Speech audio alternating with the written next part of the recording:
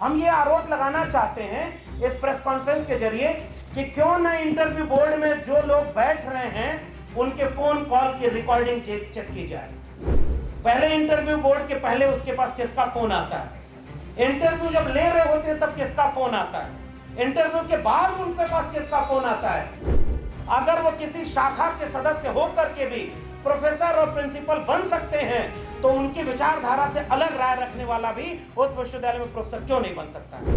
आजकल सुन रहे हैं दिल्ली विश्वविद्यालय में पर्चियां चल रही, अगर एक रंग की पर्ची है तो इसका मतलब ये कि दूसरे रास्ते आए हैं, दूसरे रंग की पर्ची है तो दूसरे रास्ते आए।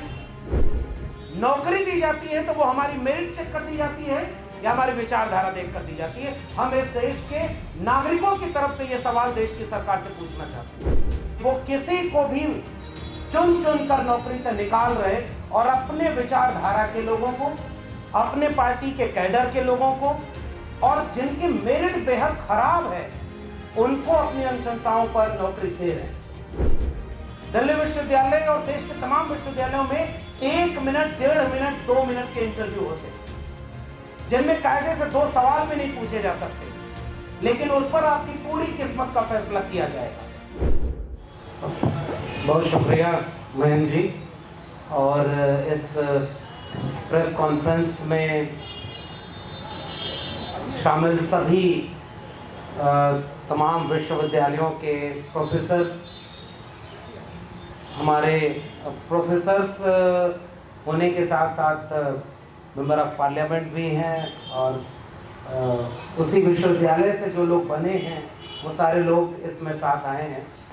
आप सबका बहुत शुक्रिया और प्रेस के साथियों का भी अभिवादन कि ऐसे वक्त में आप तमाम तरह की मिमिक्री छोड़ करके देश के सबसे संवेदनशील मुद्दे पर बात सुनने के लिए यहाँ आए हैं। हम उम्मीद करेंगे कि आपके ज़रिए ये पूरे देश तक इसका पैगाम जाए कि हम यहाँ क्यों प्रेस कॉन्फ्रेंस कर रहे हैं। आज के वक्त में एक सस्पेंडेड मेंबर ऑफ पार्लियामेंट बैठे हैं और आज मैं आपके बीच में एक एक्सपर्ट असिस्टेंट प्रोफेसर यानी निष्कासित असिस्टेंट प्रोफेसर आपसे अपनी बात कहने आया हूँ। ये इस समय का माहौल है, इस देश का माहौल है। जिन्हें इस समय जो काम करना चाहिए वो काम नहीं कर रहे और जिन्हें जो नहीं करना चाहिए वही वो काम कर रहे हैं। ऐसे वक्त में हम यहाँ क्यों आए?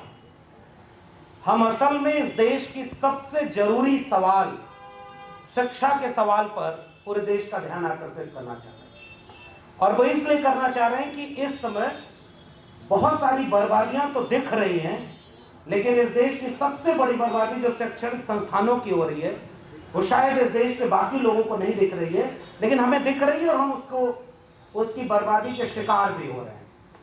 और इसलिए हम ये प्रेस कॉन्फ्रेंस कर रहे हैं। हम इसके आखिर में फिर बात भी करेंगे कि इस प्रेस कॉन्फ्रेंस के बाद क्या होगा।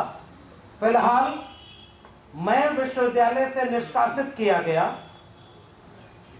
और इसके पीछे क्या वजह है वो लिखित नहीं, और जिन्हें हमारी जगह पर रखा गया उनकी मेरिट पब्लिक डोमेन में नहीं है। इस प्रेस कॉन्फ्रेंस से हम ये जानना चाहते हैं कि बतौर नागरिक या देश के बाकी लोग भी अगर इस बात से सहमत होंगे तो उन्हें भी ये जानने का हक है कि देश के केंद्रीय विश्वविद्यालयों में नियुक्ति प्रक्रिया ये कैसी है कि 4, 6, 10 लोग बैठ करके आखिर में निर्णय ले लेते हैं कि हम किसको नौकरी पर रख रहे हैं।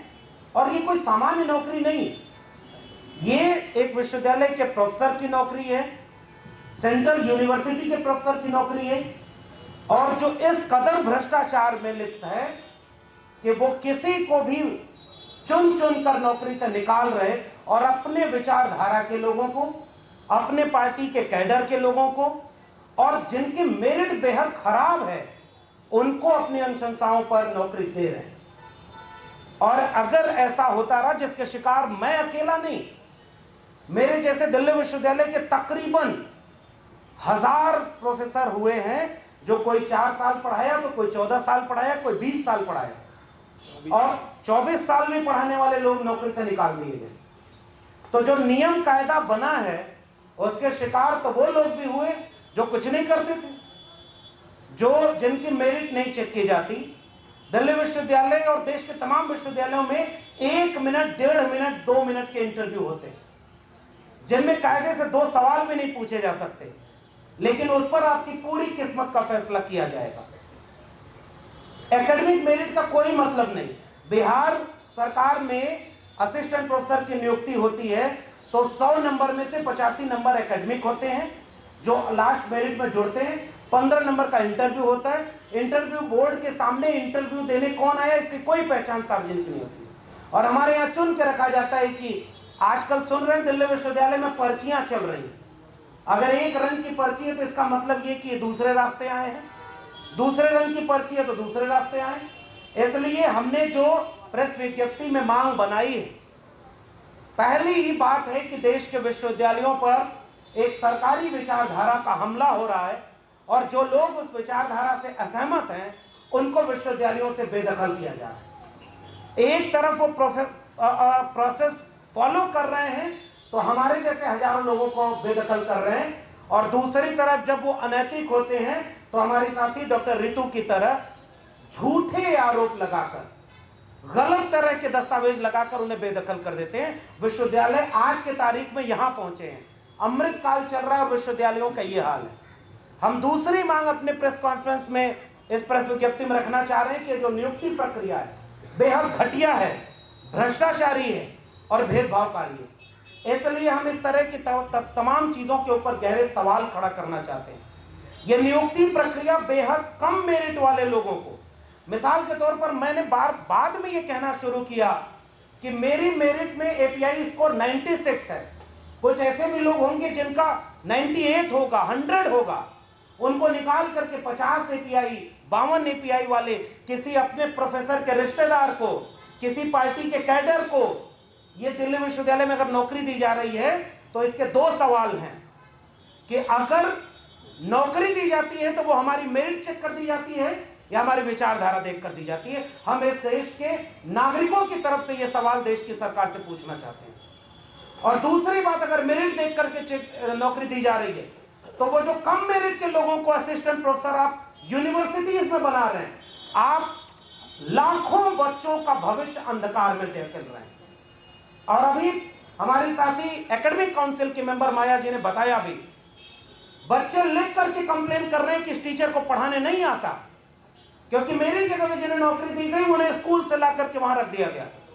तो वो किसके लिए विश्वविद्यालय बर्बाद किए जा रहे हैं? जो बच्चे वहां पढ़ रहे हैं। और उसके बाद हमने ये सवाल उठाया कि तमाम तरह के भेदभाव किए जा रहे हैं, पाठ्यक्रम बदले जा रहे हैं।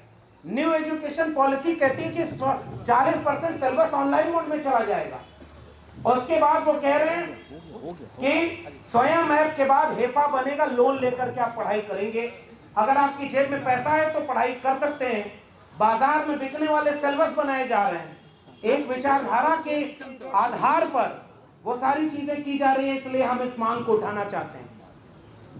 90 के बाद ये आखिरी बात कहूंगा, चूंकि बाकी बहुत सारे लोग मेंबर ऑफ पार्लियामेंट हमारे बीच में हैं, विश्वविद्यालयों से जुड़े हुए लोग हैं। बहुत ज्यादा बातें न कर करके आखिरी बात, पूरे देश में शिक्षा व्यवस्था चौपट हो रही है, और अगर हम शिक्षा व्यवस्था के लाभ लेने वाले लोग आज उचित समय पर देश के सामने प्रेस कॉन्फ्रेंस करके ये नहीं बताए कि आपके विश्वविद्यालय में एक प्रोफेसर, उसको जाति के नाम पर प्रताड़ित किया जा रहा है, उसको मेरिट के नाम पर उसको बाहर किया जा रहा है, भ्रष्टाचार से शिकार लोगों को वहां पर नौकरी दी जा रही है, तमाम तरह के कम मेरिट वाले लोगों को प्रोफेसर बनाया जा रहा है, और ये पूरा का पूरा विश्वविद्यालय जिसमें 90 के बाद पहली बार तो देश के वंचित शोषित बच्चे विश्वविद्यालय की दहलीज तक पहुंचे, पहली बार वो व्यवस्थित तौर पर प्रोफेसर बनने वाले हैं, तो झंडे वालान से जो मेरिट आ रही है वो इस विश्वविद्यालय को कहां छोड़ेगी। और हम ये आरोप लगाना चाहते हैं इस प्रेस कॉन्फ्रेंस के जरिए कि क्यों न इंटरव्यू बोर्ड में जो लोग बैठ रहे हैं उनके फोन कॉल की रिकॉर्डिंग चेक की जाए। पहले इंटरव्यू बोर्ड के पहले उसके पास किसका फोन आता है, इंटरव्यू जब ले रहे होते हैं तब किसका फोन आता है, इंटरव्यू के बाद उनके पास किसका फोन आता है, कौन तय करता है जो 4 लोग किसी और की वजह से विश्वविद्यालय में प्रोफेसर बन गए, कुलपति बन गए, प्रिंसिपल बन गए, अगर वो किसी शाखा के सदस्य होकर के भी प्रोफेसर और प्रिंसिपल बन सकते हैं तो उनकी विचारधारा से अलग राय रखने वाला भी उस विश्वविद्यालय में प्रोफेसर क्यों नहीं बन सकता है। और अगर ये सवाल पूरे देश का सवाल नहीं बन पाया कि विश्वविद्यालय का मतलब ही वैश्विक ज्ञान के केंद्र, और यहां पर तो ग्लोबल नॉलेज की बात की जाती है, और उन विश्वविद्यालयों को एक विचारधारा और एक सरकार में अगर महदूद कर दिया तो 90 के बाद जो ये पहली पीढ़ी के वंचित, शोषित, गरीब, कमजोर के बच्चे विश्वविद्यालयों की खेत खलिहान से निकलकर मजदूरी किसानी से कर यहां तक पहुंचे हैं, अब उनके लिए एक बर्बाद विश्वविद्यालय खंडहर बन के इंतजार करेंगे। अगर आपकी जेब में पैसा है तब इसको आप पढ़ सकेंगे। इसलिए इस प्रेस कॉन्फ्रेंस का मकसद ये है कि अगर इस देश के नागरिक हमारी बातों से सहमत होते हैं और शिक्षा और स्कूल, कॉलेज, विश्वविद्यालय की बर्बादी को देख पा रहे हैं, तो आज से हम शिक्षा बचाओ संविधान बचाओ मुहिम जैसा तमाम सवालों को एक करके देश भर की शिक्षा व्यवस्था पर एक देश को जागरूक करना चाहते हैं कि इस विश्वविद्यालयों को बचाइए जिन्होंने हम जैसे लोगों को तैयार किया है। हमने विश्वविद्यालय में पढ़ करके यहाँ तक पहुँचने का सफर तय किया, लेकिन अब ये सीढ़ी तोड़ी जा रही है जिस पर चढ़ करके हम यहाँ आए। इसलिए हमारा फर्ज है कि उस तोड़ी जा रही सीढ़ी के खिलाफ बोलें और ये आवाज उठाएं। और हम चाहते हैं कि इस पूरी प्रेस कॉन्फ्रेंस के बाद इस देश में इस पर विचार हो कि आगे का सफर कैसे तय करना है। आपने मुझे सुना, बहुत बहुत धन्यवाद।